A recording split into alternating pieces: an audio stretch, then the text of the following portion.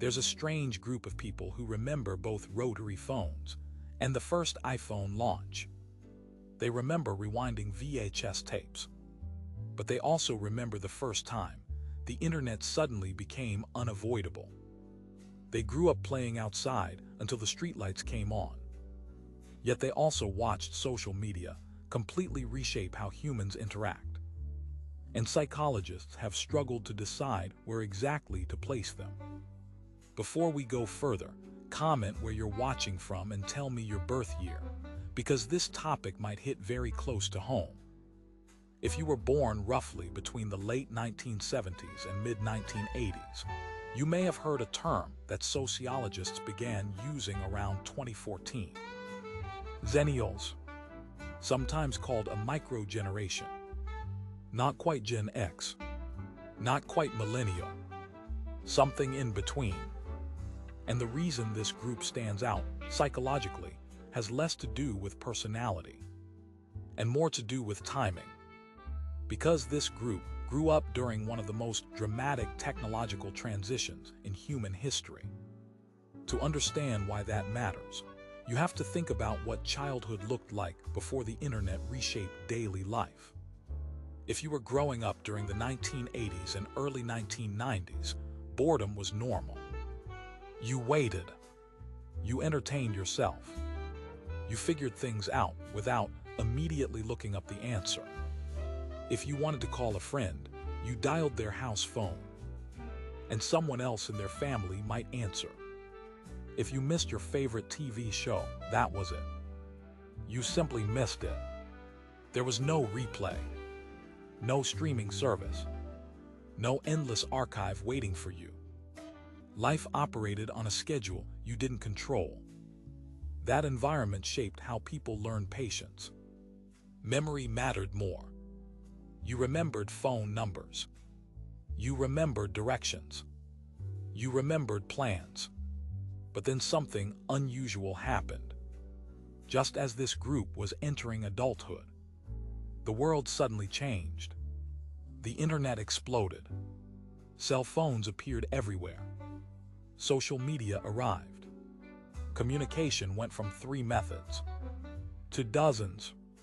First came email, then instant messaging, then early social platforms like Friendster and MySpace, then Facebook, then smartphones, then the always connected world we live in today.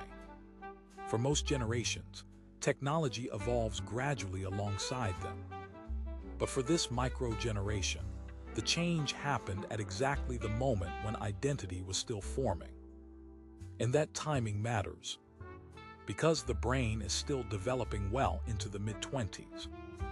One of the last areas to fully mature is the prefrontal cortex, the part of the brain responsible for decision-making, planning, and adapting to new situations. During late adolescence and early adulthood, the brain is especially flexible. Psychologists call this neuroplasticity. It's the brain's ability to reorganize and learn quickly, which means something unusual happened for people growing up during this transition. They were young enough to adapt easily to digital technology, but old enough to remember life before it existed. That creates a kind of psychological bilingualism. They can operate comfortably in both worlds, analog and digital, face-to-face communication and online communication, slow information and instant information. For older generations, digital technology sometimes feels like an intrusion into a world that once functioned differently. For younger generations, the internet has always existed. There's no before. But for this in-between group, both experiences are equally real. And that shapes behavior in subtle ways. For example, many people in this micro-generation still remember what it felt like to be unreachable.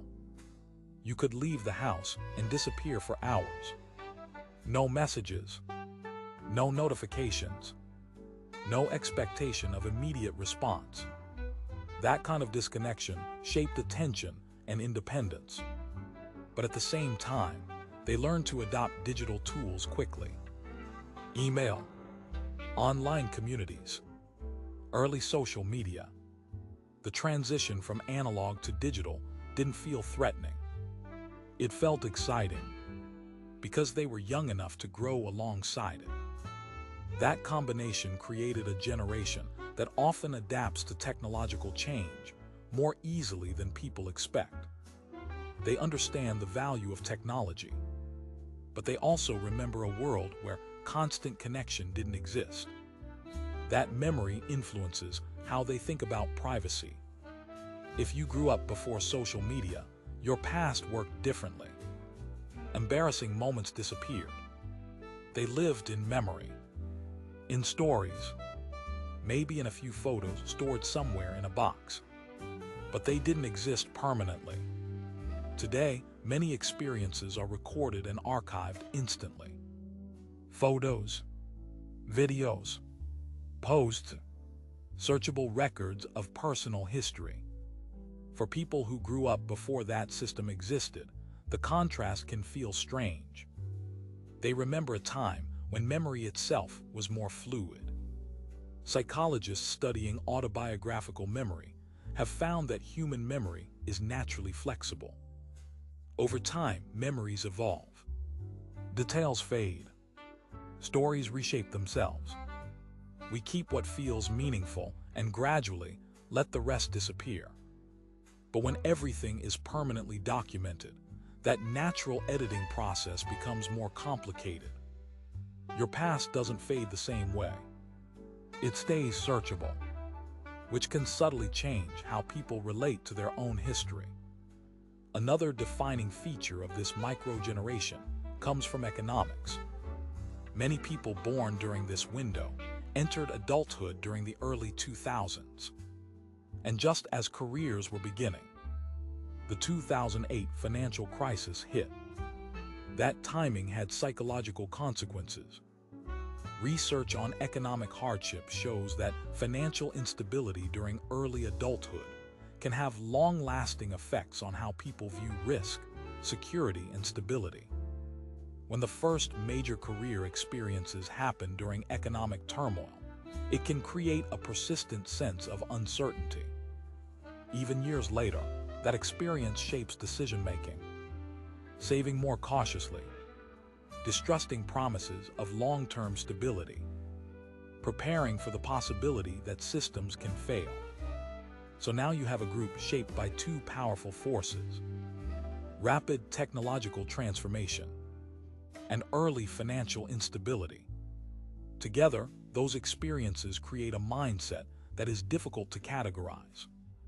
On one hand, this group often carries the independence associated with Gen X. Many of them grew up before highly supervised childhoods became common. Parents often didn't track their location constantly. Kids solved problems on their own. They entertained themselves. They learned patience.